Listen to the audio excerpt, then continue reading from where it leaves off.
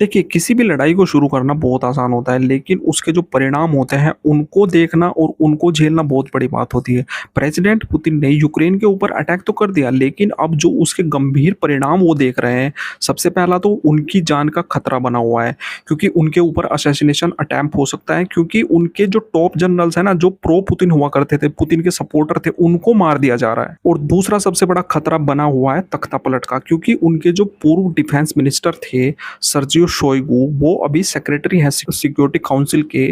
वो यहाँ पर पुतिन को हटाने की कोशिश कर रहे हैं और पुतिन के खिलाफ जो टॉप मिलिट्री जनरल्स हैं उनको अपने सपोर्ट में लेके आ रहे हैं। तो इसके चलते हो क्या रहा है, पुतिन महीनों से बंकर के अंदर है, उनकी फैमिली भी बंकर के अंदर है, कि जो करीबी लोग हैं जैसे कुक हुआ या फोटोग्राफर हुआ, सिक्योरिटी गार्ड्स हुए, उनको मोबाइल फोन तक रखना अलाउड नहीं है, पब्लिक पब्लिक ट्रांसपोर्ट से जाना अलाउड नहीं है, क्योंकि उनके भी असैसिनेशंस हो रहे हैं। और दूसरी तरफ यूक्रेन का खतरा भी बहुत बड़ा मंडरा रहा है, क्योंकि Ukraine spider web drones use करने लगा है अब इसके खिलाफ में। पिछली बार से उन्होंने जो अटैक किया था, इतना भयानक अटैक किया था कि मॉस्को के अंदर क्रेमलिन जो उनका ऑफिशियल रेजिडेंस है, उससे थोड़ी ही दूर पर उनका एक ड्रोन जहां ब्लास्ट हुआ था। यूक्रेन के डर के चलते अब पुतिन ने ये बोला है कि उनकी जो विक्ट्री डे परेड होने वाली है, जो कि हम हर साल सेलिब्रेट करते हैं, क्योंकि सेकेंड वर्ल्ड वॉर के दौरान जब सोवियत यूनियन ने नाजी जर्मनी के ऊपर जीत हासिल की थी, तो इस दिन को वो सेलिब्रेट करते हैं मई 10 को।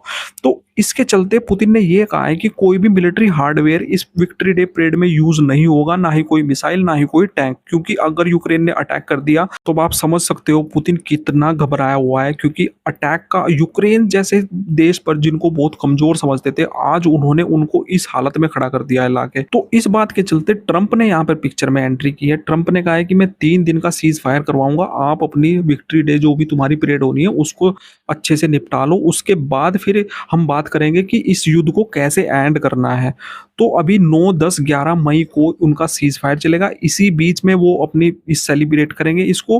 और वो क्योंकि वो ओकेजन रशिया के लिए बहुत बड़ा होता है, रशिया दुनिया को दिखाता है उस ओकेजन में कि हमने कैसे जर्मनी को हराया था, और दुनिया भर से गेस्ट आते। तो अगर उसके ऊपर यूक्रेन ने अटैक कर दिया तो बहुत बड़ी मुसीबत और बहुत बदनामी हो जाएगी रशिया। यूक्रेन भी चाहता है आज की डेट में कि सीज फायर हो और पीसफुल इस बार का एंड हो जाए।